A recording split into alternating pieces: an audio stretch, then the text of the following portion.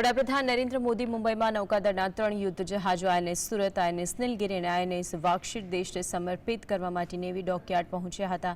આ 3 યુદ્ધ જહાજો ભારતમાં બનેલા છે, જે દેશની સુરક્ષાને નવી તાકાત આપશે।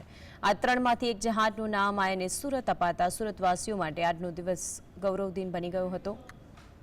વડાપ્રધાન નરેન્દ્ર મોદીના નેતૃત્વમાં દેશની સુરક્ષા અને નૌકાદળને મજબૂત બનાવવા માટે જે પગલાં લેવામાં આવી રહ્યા છે તે ભારતને વધુ શક્તિશાળી બનાવશે। નમસ્કાર સુરતીઓ, આજે ખૂબ જ સુરતીઓ માટે ગૌરવશાળી દિન છે। આદરણીય પ્રધાનમંત્રી શ્રી નરેન્દ્રભાઈ મોદી સાહેબે દેશને એક નવી જહાજ અર્પણ કર્યું છે અને તેનું નામ